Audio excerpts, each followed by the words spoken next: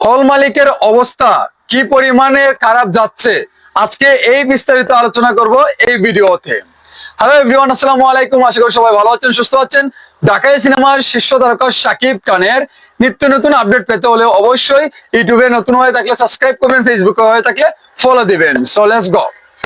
কথা হচ্ছে 2 মাস সিনেমা চলে, বাকি 8 মাস সিনেমা চলে না। কারণ কি, এটার ব্যাখ্যা আজকে সম্পূর্ণ দিব। 1999 সালে সোহানুর রহমান সোহান অনন্ত ভালোবাসার সিনেমার মাধ্যমে শাকিব খানের চলচ্চিত্র জগতে অভিষেক ঘটে। শাকিব খান প্রথম সফল না হতে পেরে দীর্ঘ তার পরিশ্রম, তার মেধা সবকিছু মিলিয়ে আজকে ঢাকায় সিনেমা শীর্ষ তারকা হিসাবে পরিচিত অর্জন লাভ করেছে। এমনকি জাতীয় চলচ্চিত্র পুরস্কার 4 বার পেয়েছে, এমনকি মেরিল প্রথম আলো পুরস্কার 8 বারের অধিক পেয়েছে এই মেগাস্টার শাকিব খান। কিন্তু কথা হচ্ছে ইন্ডাস্ট্রি এখনো পর্যন্ত টিকে আছে জাস্ট শুধু শাকিব খানের জন্য। ভাই, এখন শাকিব খানের সিনেমা কমিয়ে ফেলেছে। এখন শাকিব খান আগের মতো সিনেমা করে না। শাকিব খান আগে 10 থেকে 12টি সিনেমা করতো, কিন্তু এখন সেটা করছে না। কারণ শাকিব খান নিজেই বলেছে, আমি বছরে 3 থেকে 4টি সিনেমা করব, ভালো মানের এমনকি বিগ বাজেটের সিনেমা। পাস করে দিলাম শাকিব খানের সাবজেক্ট। কিন্তু এখন যারা জেনারেশনে আসছে, শাকিব খান যখন ঈদে আসে তখনই কিন্তু আরো নায়করা 4টা 5টা সিনেমা আসে। তো শাকিব খানকে ছাড়া আপনারা অনেক তো হিরো আছেন, অনেকেই তো আছেন, এখন নেক্সট সুপারস্টার হয়েছেন, অনেক কিছু মেগাস্টার আপনারা দাবি করেন, কিন্তু আপনারা এই সিনেমা দিচ্ছেন না কেন? 8 মাস বসে থাকছেন কেন? এই 8 মাসে হল মালিকদের কি হবে? হল মালিকদের কিভাবে তাদের সংসার চলবে? তারা কিভাবে হলের ভাড়া দিবে? এই জিনিসগুলোকে আপনারা বুঝতে পারছেন না। এখন আসা যাক, কেন হচ্ছে না সেই নায়কদের ক্ষেত্রে এই কাজগুলা কেন হচ্ছে না? হল মালিকরা কেন তাদের সিনেমা নিচ্ছে না? না, প্রথমত আসি আমি। কথা হচ্ছে পরিচালক প্রযোজকরা সেই নায়কদেরকে নিয়ে সিনেমা বানাচ্ছে না কেন? কেন ভয় পাচ্ছে? কি ঘাটতি আছে সেই নায়কদের ক্ষেত্রে? আপনারা এটা একটু মিটমাট করে দেখেন না ভাই। হলেতে শাকিব খানের সিনেমা ছাড়া বেশি কারো সিনেমা নেয় না হল মালিকরা, কারণ তাদের মাঝে একটা ভয় কাজ করে, এই টাকাটা কি উঠবে? যে টাকাটা দিয়ে আমি আনলাম এই সিনেমাটি, এই টাকাটা কি আমার আদৌ কি উঠবে এবং কি আমি কি ব্যবসা করতে পারবো? কারণ এই ভয়টি কাজ করছে এখন হল মালিক প্রযোজকের কাছে।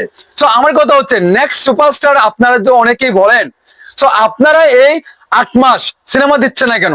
শুধু বছরে শুধু শাকিব খানের সাথে আসলে আপনারা অনেকেই বলেন আমি মেগাস্টার এই ইত্যাদি ইত্যাদি বলেন। ভাই, বাস্তব জীবনে আসেন। কারোর সাথে পাল্লা দিতে হলে, কারোর সাথে কম্পিটিশন করতে হলে তার সাথে শুধু আসবেন না, তাকে টপকিয়ে যাওয়ার চেষ্টা করেন।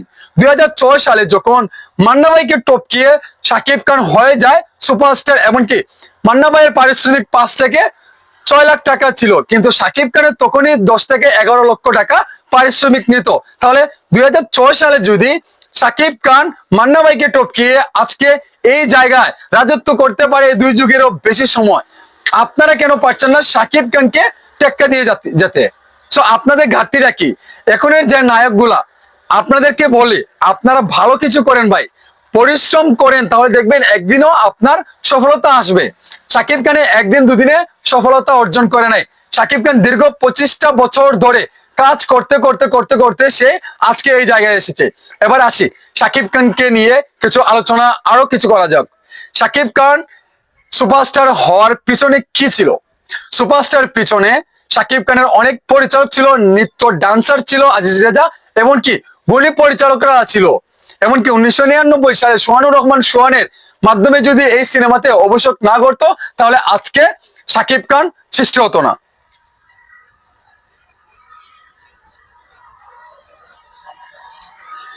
সো আজকের সুপারস্টার তৈরি হতো না শাকিব খান। সো শাকিব খান তার যে একজন নায়ক বনে যাওয়া, শাকিব খানের কঠোর পরিশ্রম করেছে। শাকিব খানের ডান্স শিখে এসে এফডিসিতে ঢুকেছে, মার্শাল আর্ট জেনে, ফাইট জেনে, সবকিছু ইত্যাদি। নায়কের যে একটা গুণ থাকা দরকার একজন নায়কের ক্ষেত্রে, যেটা যেটা প্রয়োজন সেটা কিন্তু শাকিব খানের মধ্যে ছিল বিধায় আজকে সে এই জায়গায় একাই রাজত্ব করে যেতে পারছে। কিন্তু আপনারা চেষ্টা করছেন না কেন? এখনের যে নায়কগুলা, তার ফিটনেস ভালো না, তার বডিটা একদমই বাজে অবস্থা করে ফেলে, সে নিয়মিত জিম করে না, সে নায়ক যে সে ডান্স করে না, সে ফাইট ভালোভাবে জানে না, তার খাবার দাবারের দিকে একটু ফোকাস করছে না, তার বডিটা বড় হয়ে যাচ্ছে, মানে ইত্যাদি ইত্যাদি ভাই। কারণ একজন হিরোকে সবকিছু মেনটেন করে চলতে হবে আপনাদেরকে। সো আপনারা যদি শাকিব খানকে নিয়ে হিংসা করেন তাহলে হবে না। হিংসা হচ্ছে পতনের মূল। সো আপনার হিংসা না করে একজন ভালো সুপারস্টার মেগাস্টার, তাকে দেখেন সে অভিনয় কিভাবে করে, কি তার দক্ষতা, সে কিভাবে একটা সিনেমাতে মানে মানে চোখের যে এক্সপ্রেশনটা আছে সেটা কিভাবে দিচ্ছে, তার যে মানে বাচন ভঙ্গিটা সেটা কিরকম দিচ্ছে, আপনারা একটু ফলো করতে পারেন। ফলো করাটাই যে গেল হবে গেল আপনার জীবনের, ফলো করা মানে হচ্ছে না গেল আপনি তাকে কপি করছেন।